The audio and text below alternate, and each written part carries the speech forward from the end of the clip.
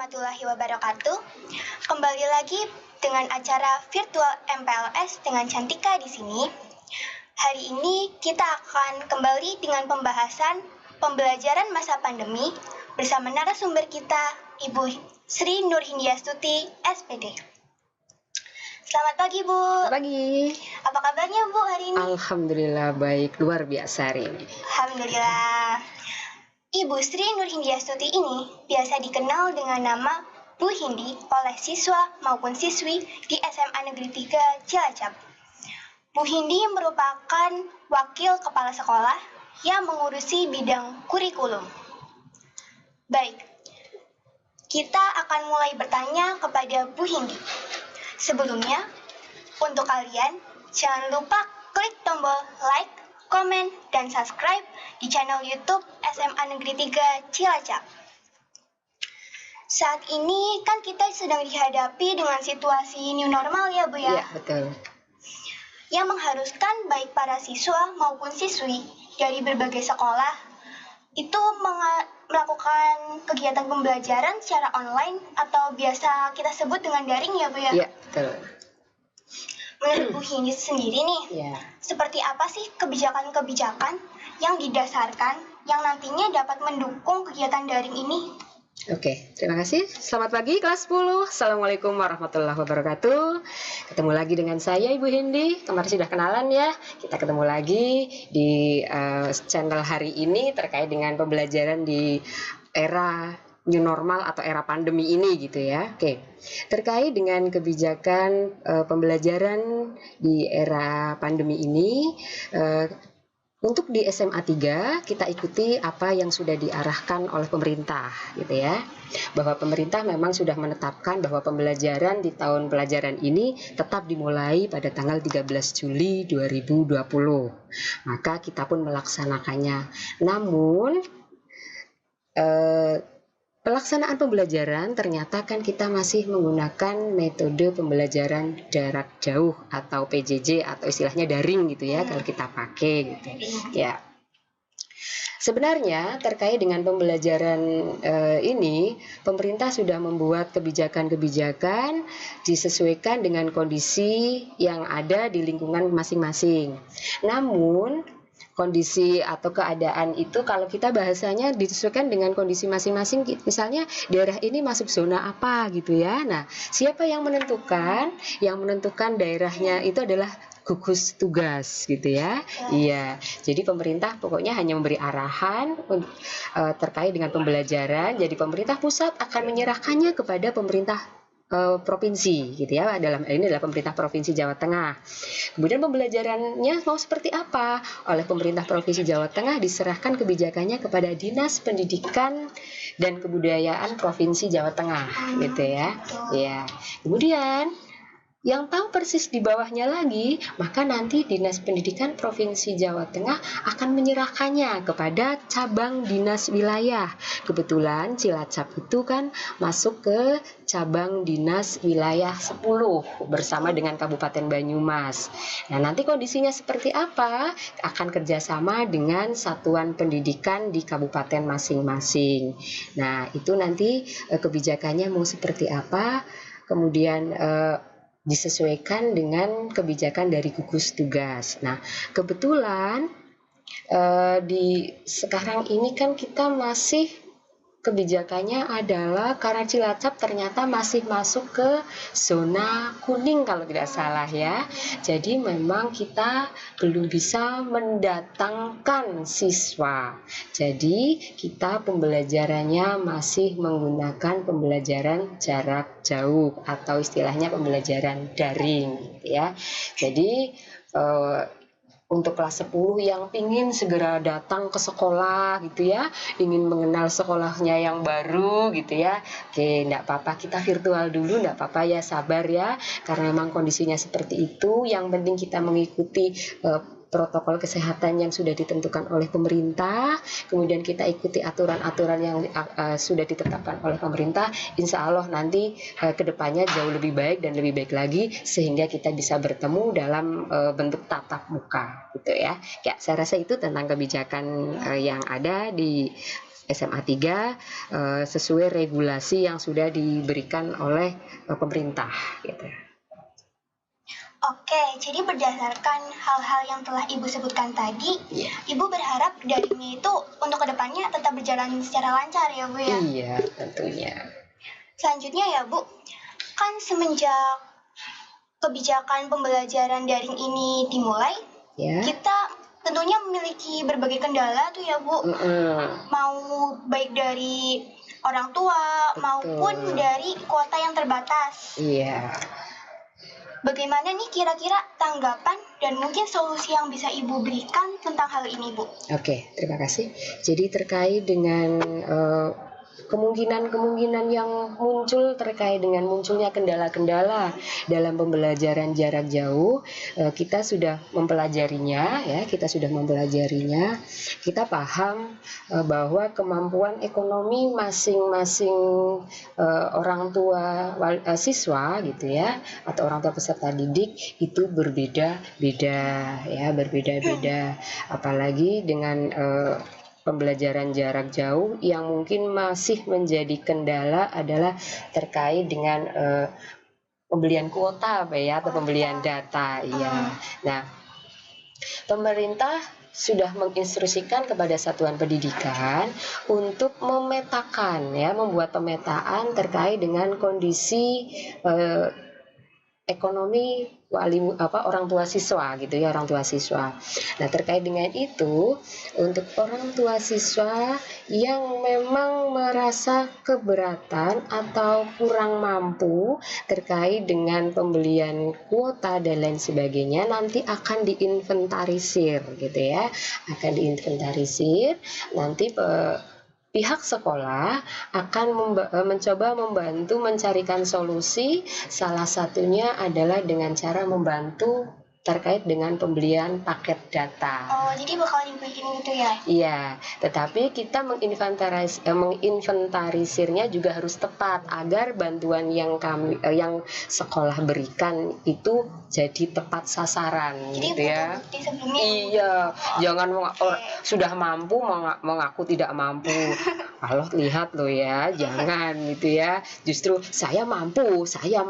Insya Allah doa, perkataan adalah doa gitu ya. Saya mampu gitu ya. Jadi intinya begitu. Jadi seandainya ada orang tua siswa gitu ya yang merasa keberatan terkait dengan pembelian paket data, kita bisa solusi gitu ya, kita kasih solusi, kita inventarisir nanti siapa saja, kemudian nanti sekolah akan membantu terkait dengan pembelian paket data untuk memperlancar proses pembelajaran yang memang masih menggunakan proses pembelajaran jarak jauh. Ya, saya rasa itu. Oh iya Bu, Ibu kan termasuk salah satu pengajar yang sudah lama berkecimpung di dunia pendidikan ya Bu ya. Jadi Ibu paham kan tentunya setiap karakter siswa gitu ya Bu.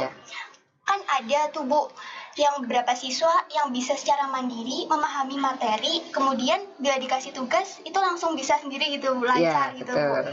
Tapi bagaimana nih Bu tanggapan atau solusi gitu Bu yang bisa Ibu berikan kepada siswa yang nanti tuh tidak bisa belajar secara mandiri ini Bu? Oke, ya.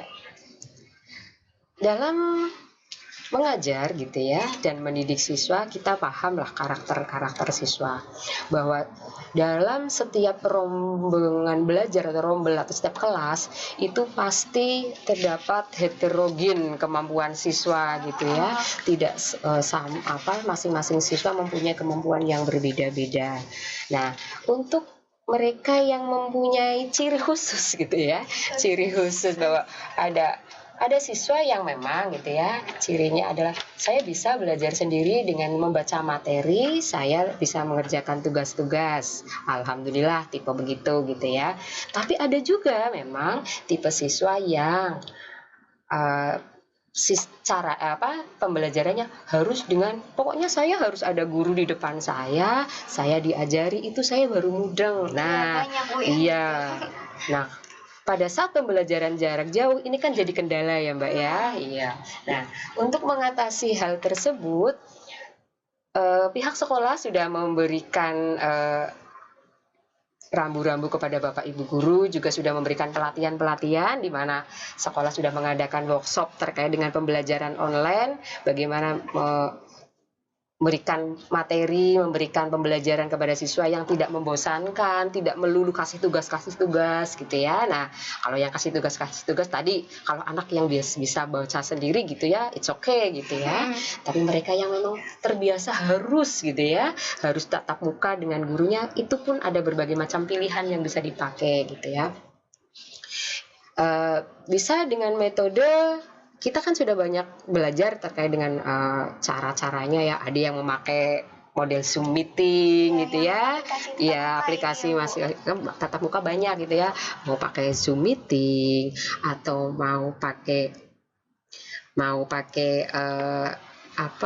Google Meet gitu ya, ataupun mau memakai ini WA group gitu ya, video call dan lain sebagainya.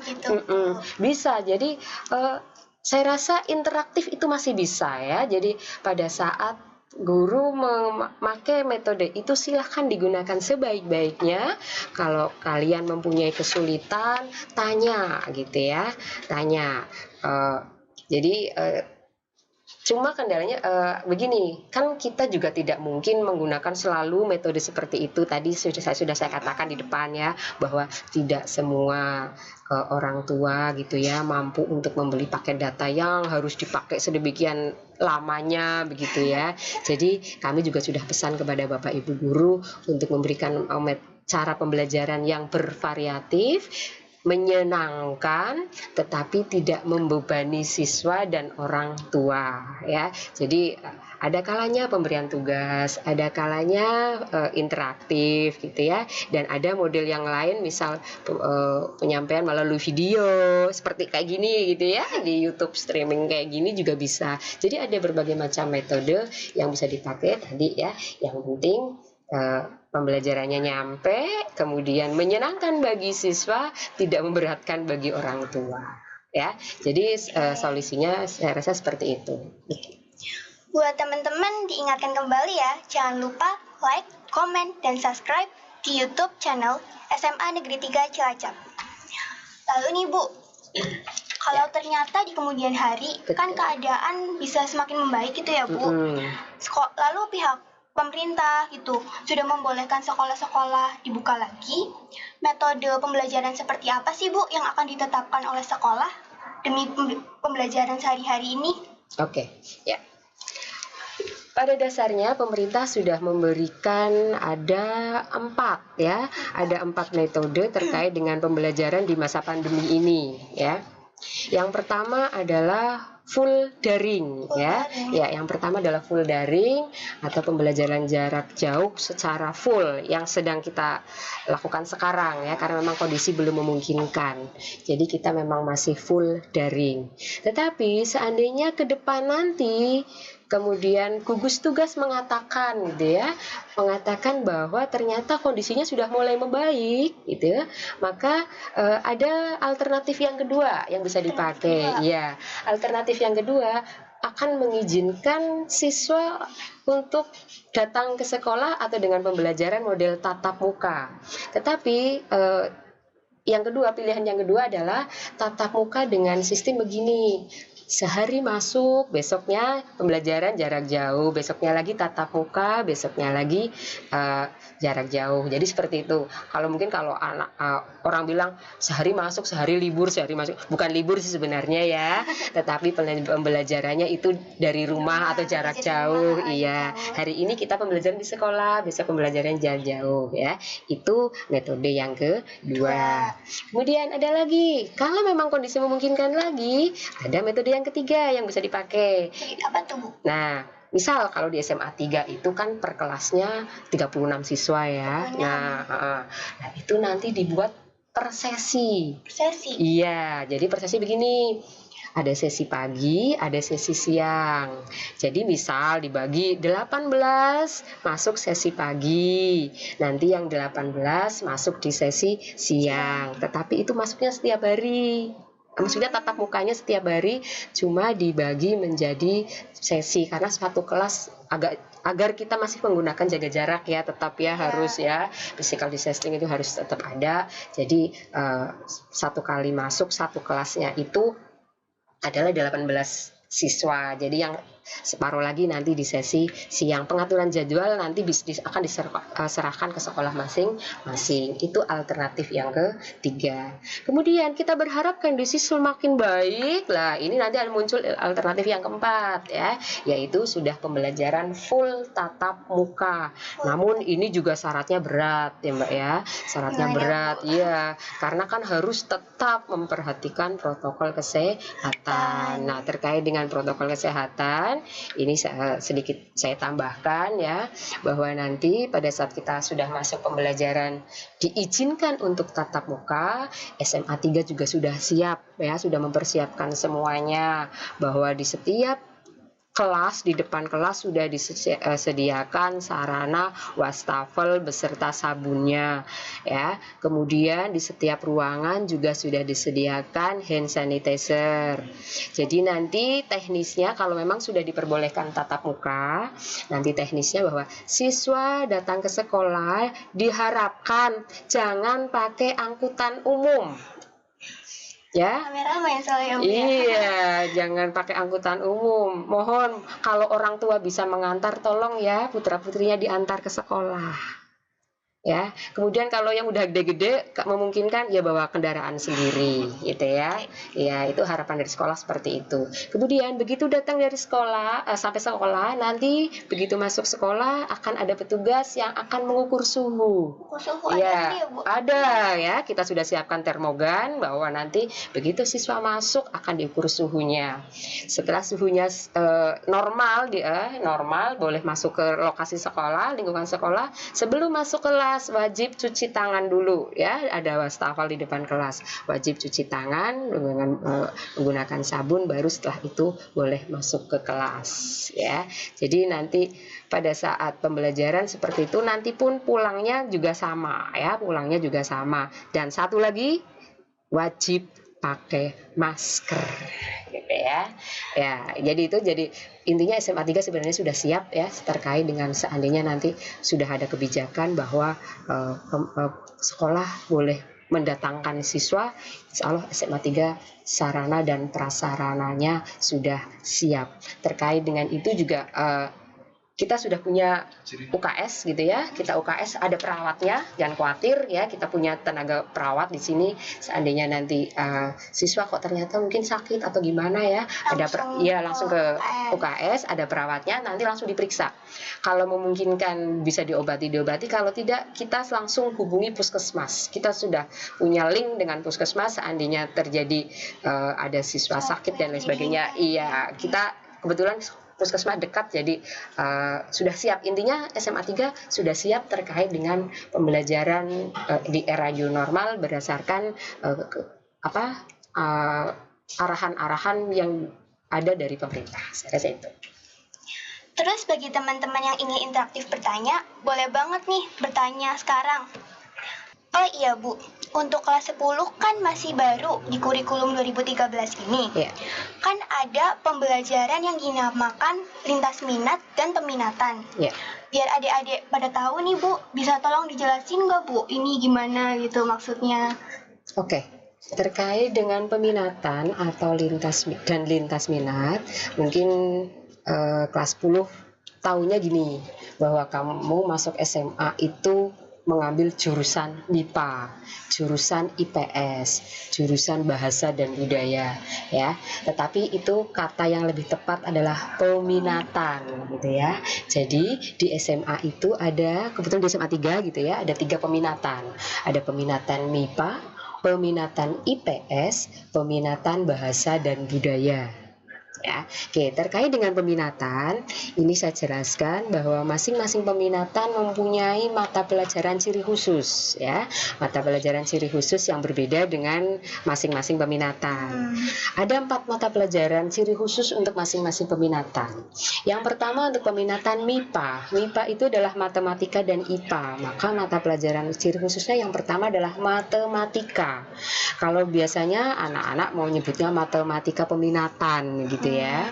Dan yang kedua adalah mata pelajaran fisika, yang ketiga mata pelajaran kimia, dan yang keempat adalah mata pelajaran biologi. Ini mata pelajaran ciri khusus peminatan MIPA. Ya, dan yang kedua ciri khusus untuk peminatan IPS. Untuk peminatan IPS, ciri khususnya adalah yang pertama mata pelajaran ekonomi.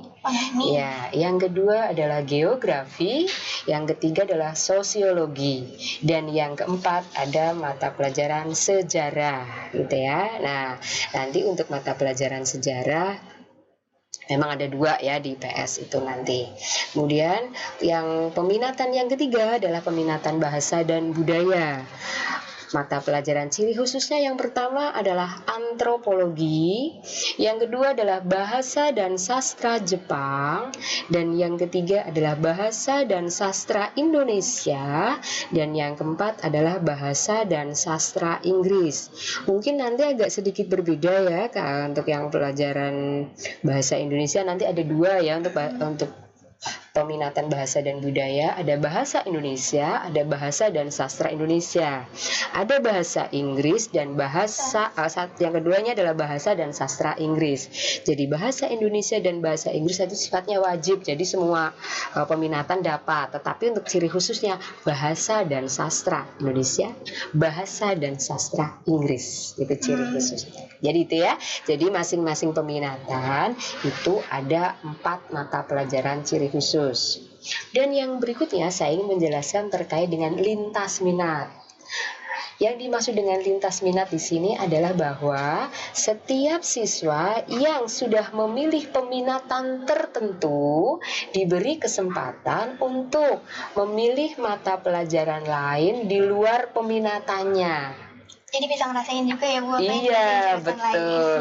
Jadi misal kalian sudah memilih peminatan MIPA, maka boleh memilih mata pelajaran peminatan IPS ataupun di peminatan bahasa budaya.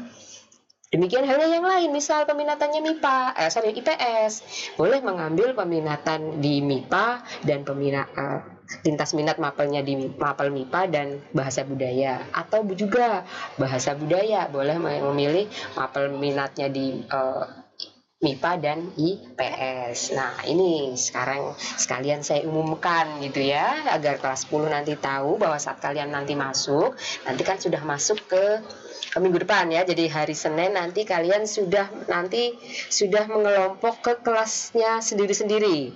Saya umumkan sekalian di sini bahwa kelas 10 MIPA ya, kelas 10 MIPA nanti untuk MIPA 1 dan MIPA 2 nanti akan memperoleh mata pelajaran lintas minatnya adalah bahasa dan sastra Inggris dan ekonomi ya. Jadi kan sudah lintas minat itu ya, yang satunya ke BB, yang satunya ke IPS ya. Oke. Terus untuk kelas 10 MIPA 3 dan 10 MIPA 4 nanti akan memperoleh lintas minat untuk mata pelajaran bahasa dan sastra Inggris dan geografi ya. Kemudian untuk kelas 10 MIPA 5 dan 10 MIPA 6 akan memperoleh lintas minat untuk mata pelajaran bahasa dan sastra Inggris, satunya bahasa dan sastra Jepang. Oke, kemudian untuk peminatan IPS ya, peminatan IPS nanti kalian akan memperoleh lintas minatnya adalah bahasa dan sastra Inggris dan kimia ya, itu. Kemudian untuk peminatan bahasa dan budaya nanti kalian akan memperoleh lintas minat ekonomi dan kimia. Jadi masing-masing kelas untuk kelas 10 memperoleh hak untuk lintas minatnya adalah 2 mata pelajaran. Tetapi nanti saat kalian nanti masuk ke kelas 11 hanya dapat 1, tetapi memilih dari yang sudah ada tadi. Iya, dipilih salah satu untuk kira-kira mana sih yang kamu yakin untuk diteruskan untuk di kelas 11 dan kelas 12 nanti gitu ya. Jadi itu terkait dengan lintas minat. Saya rasa itu. Oke. Demikian diskusi kita hari ini mengenai materi pembelajaran masa pandemi bersama Ibu Sri Nurhindiastuti, SPD. Kesimpulannya, kegiatan pembelajaran akan dimulai ketika keadaannya sudah membaik ya Bu kelak. Ya, pembelajaran tatap muka maksudnya ya. Tetapi para siswa juga harus masih menggunakan protokol kesehatan yang sesuai ya Bu. Protokol kesehatan. Untuk wajib menghindari keadaan yang tidak diinginkan. Betul. Oke. Terima kasih Ibu telah menjadi narasumber kami pada hari ini. Sekian, tetap semangat, tetap jaga kesehatan, dan patuhi protokol kesehatan. Sampai jumpa. Wassalamualaikum warahmatullahi wabarakatuh. Waalaikumsalam.